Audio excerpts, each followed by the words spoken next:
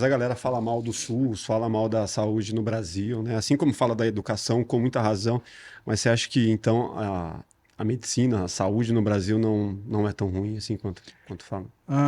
Eu acho que a saúde no Brasil ela é muito ruim, Uhum. tá? Ela é muito ruim porque ela não cumpre com os preceitos do SUS. O SUS, um dos preceitos do SUS é o atendimento universal. Isso não existe.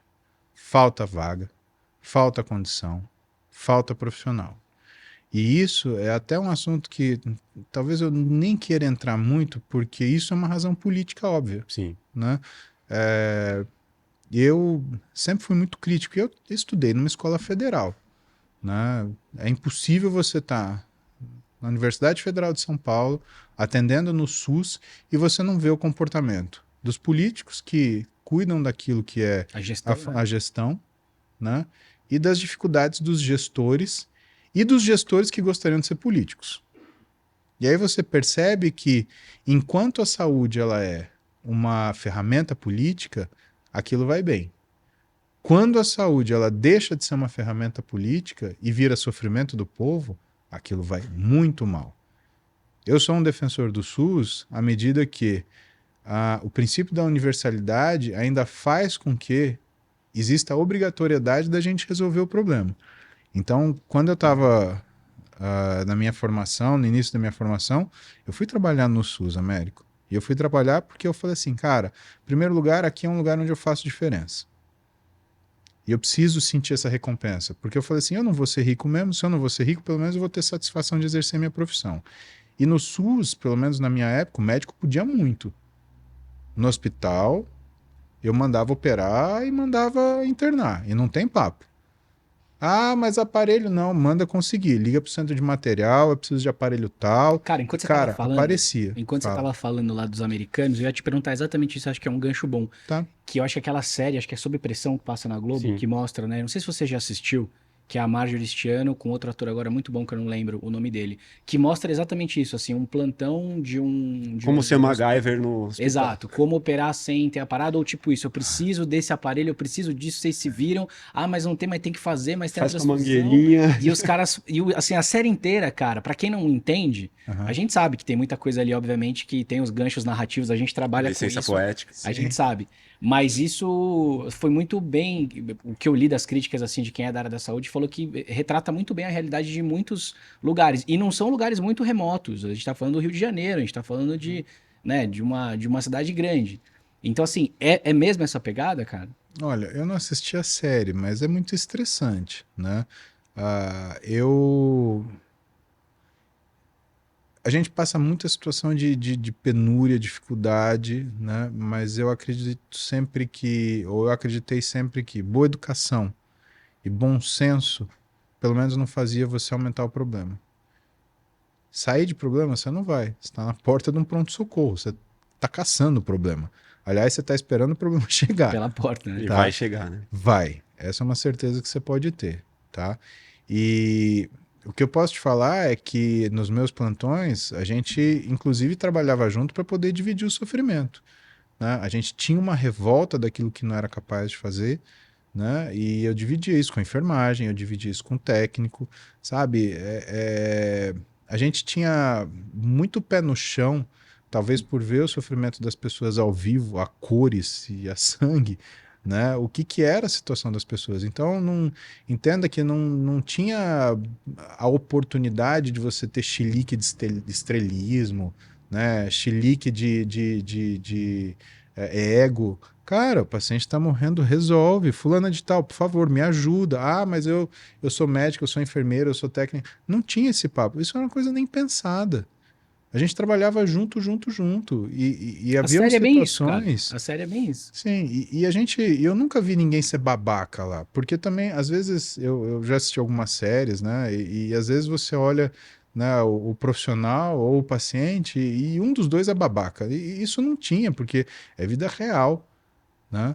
Agora, por exemplo, quando eu percebo, e uma coisa que me chateia muito é ver determinados políticos entrando em pronto-socorro para olhar médico. Cara, por que não faz isso comigo, né? Faz isso comigo, né? Vê se eu tô descansando, ou vem lá chamar minha atenção, machão, né? Para ser machão, para cima de mulher, de médica, dando plantão. Tem um monte de machão. Por que não pega alguma coisa e vai atender? Né? Então, essa coisa de romantizar gera essas bestas, né, que em vez de elas realmente fazerem alguma coisa para ajudar, não, elas vão buscar problema, elas vão criar problema, vão fazer o que é a coisa mais tola do mundo, que é justamente brigar com a equipe médica. Ah, mas o médico está descansando. É óbvio que ele está descansando. Ele está de plantão 12 horas. Ele não pode ir no banheiro, ele não pode fazer um xixi, ele não pode esperar 15 minutos para ele botar a cabeça dele no lugar. Você realmente quer que o médico ele atenda 200 pessoas sem parar. Isso vai garantir a qualidade do atendimento. Principalmente se só tem aquele médico naquela situação. Cara, eu ficava de plantão no Vila Maria, né, de sábado, era eu sozinho na frente da ortopedia durante 24 horas. Nossa. Atendia às vezes mais de 200 pacientes. À noite operava 3, 5 cirurgias, porque não dava tempo de fazer durante o dia, fazia de madrugada. Cara, era eu, seu Urbano, que era o meu técnico de gesso, e a gente enfrentava tudo. Chegava de manhã, primeira coisa era acalmar os pacientes, porque tinha o pessoal que queria o atestado e tinha o pessoal que estava doente.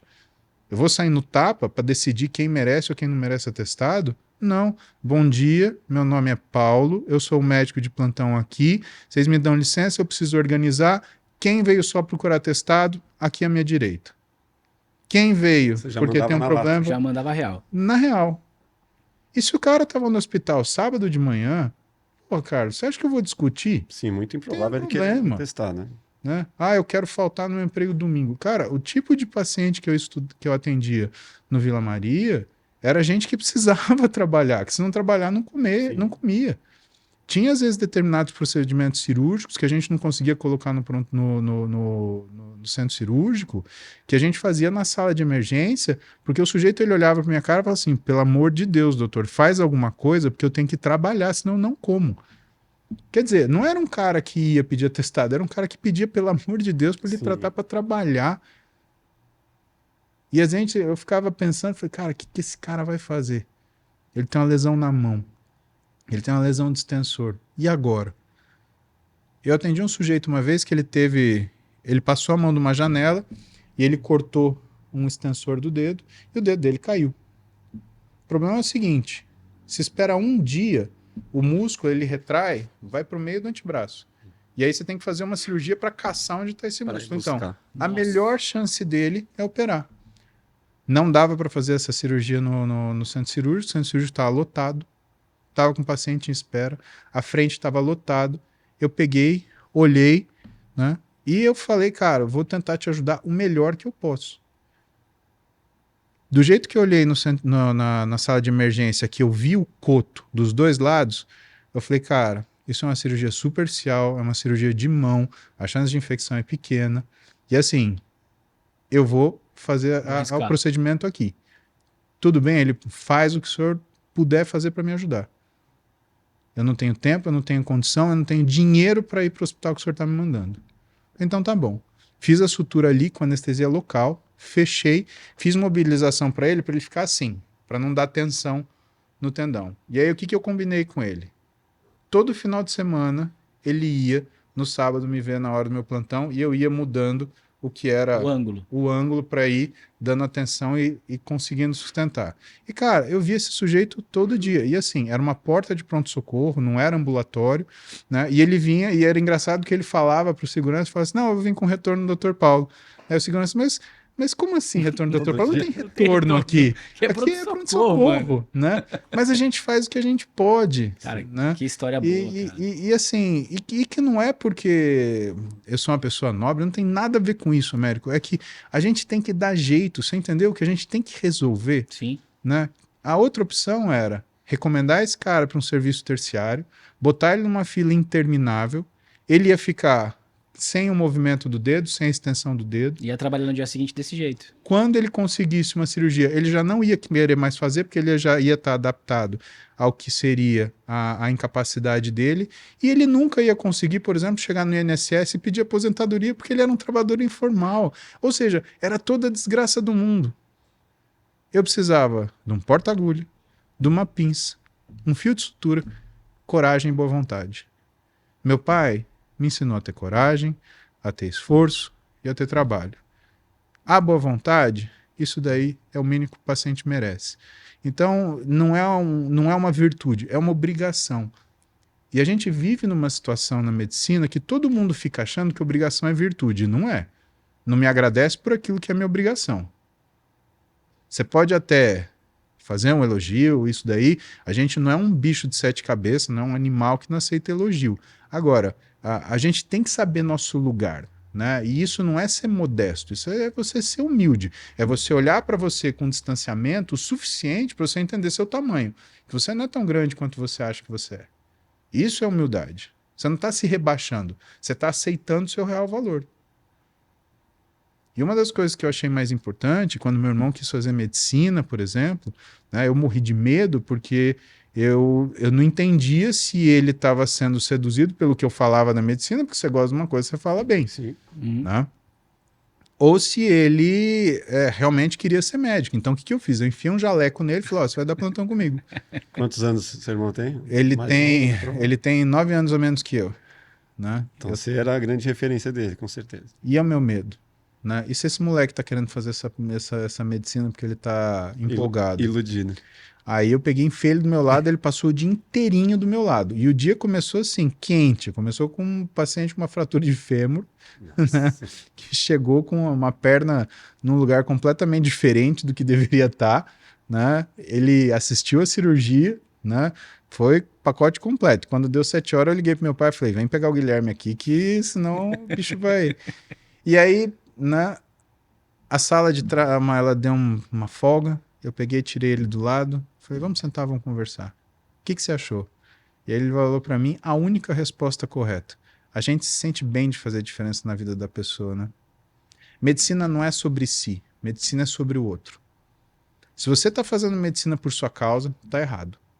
Eu lembro que eu caí numa briga gigante na faculdade, porque eles começaram a falar, porque a medicina ela muda a vida do aluno, mas a medicina não é para mudar a vida do aluno.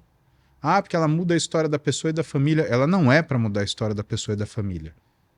A medicina é para mudar a história do paciente. Consequentemente, vai mudar a sua. Ok. Se você for uma pessoa competente, de mérito, pode ser que mude a sua vida. Uhum. Olha o caso do seu sogro, né? Sim. Que falou que, poxa, eu devia ter feito uma coisa diferente. Agora, pergunta para ele se ele se arrepende de fazer o que ele faz. Não, apaixonado. Ele faz até hoje, Carlos? Faz até hoje. Então ele gosta. Aposentado e faz. Você tá vendo? É. Se fosse uma coisa ruim, não faria. Sim. Agora, quando vem com essa Estuda conversa aqui... bastante, o cara é dedicado. É isso que é a medicina. Né? Então, é outra mensagem para as pessoas. Você vai ter que estudar a sua vida inteira. Cara, não é assim, não é ruim. Se você tem empatia pelas pessoas, o estudo ele é uma extensão daquilo que é a sua prática diária. Você vai gostar de fazer, não tem nada mágico, não tem nada especial na medicina. Você não é um super-herói. Você é um profissional que você gosta do que você faz. A única coisa é que a medicina, entre aspas, ela vira uma pinga. Né? É o seu futebol, por exemplo. Tem dia que você fica mais no hospital, que você tá olhando uma coisa aqui, que você tá olhando uma coisa ali. É gostoso uma eterna fazer, busca, cara. né, cara? Na realidade, é uma eterna ocupação. Você tá ocupado, Américo. Então, é como se sua vida ela tivesse sentido. Nos piores momentos da minha vida, de situações mais difíceis, mais complicadas, sabe o que me tratava? Me tratava a trabalhar. Sim. Eu tive depressão, cara, na residência. Quando eu ia para casa, eu não conseguia levantar da cama. Eu não conseguia atender telefone, porque eu tinha medo de atender telefone. O que eu fazia era fechar o olho, enfiar uma roupa e falar assim, eu vou viver a hora que eu entrar no hospital. Dito e feito. Era um inferno para eu sair da minha cama. Mas quando não eu era uma chegava fuga no isso pra hospital... você, cara? Fuga é quando você usa um artifício para fugir das suas responsabilidades. A medicina, para mim, ela foi um tratamento. Ela colocava responsabilidades para eu lembrar quem eu era. Tá. Quando você tem uma doença, você perde a sua identidade. A medicina, ela me lembrava quem eu era. Perfeito. Então, isso sim era uma coisa... Cara, e o que eu acho que é o problema de boa parte das pessoas é a dificuldade de encontrar o seu propósito e voltar a ter a sua identidade. Pra você ter uma ideia, quando a gente fala de São Paulo, 29,9% dos habitantes dessa cidade têm problemas de ordem mental. 19,9% tem ansiedade em nível patológico. Cara, 20% da população não consegue se sustentar de pé com clareza mental e serenidade. Isso é péssimo. E se você conseguisse entregar propósito para todas as suas pessoas? E já fazendo uma ponte para você, qual que é a importância do exercício físico? Ele se torna um propósito. E para às vezes quando você está numa situação, né, de dificuldade na sua vida, cara, às vezes o que te falta é fazer um leg press bem pesado. Você acordar e falar, opa, pera lá, tá tudo encaixado. Né? Eu dei risada porque eu me vi nisso aí agora, você falando. Pois é, mas como é que eu comecei? O dia hoje foi um dia de demanda, né? A gente inaugurou o Instituto da Mobilidade no Hospital Moriá, né? Depois eu tive outras atividades, então tinha muita responsabilidade. Não, eu vi nos teus stories lá que 4h15 você treinou bíceps e tríceps, né? Eu treinei Tríceps dorsal e costas. tríceps. Dorsal e tríceps. Por quê? Porque eu falei, cara, se eu começar meu dia treinando dorsal e costas, o resto que vier vai ser Vai ser de fácil. boa. Dito e feito, tranquilo. Treinei meu dorsal e costas, inverti, fiz a minha live, conversei com o pessoal fazendo minha bicicletinha. E aí troquei minha roupa e fui trabalhar. Eu falei, cara, o mais difícil já passou. Daqui pra frente eu tenho noradrenalina, adrenalina e endorfina para aguentar o resto do dia. E tô aqui, tendo satisfação, conversando com vocês num assunto que eu gosto, né? Posso reclamar? Não, tá uma maravilha. É isso, galera. Se você gostou desse corte, com certeza você vai gostar do episódio completo. Vai na descrição, pegue o link, acesse lá, se inscreva, deixe o seu like e ative as notificações. Um grande beijo, valeu!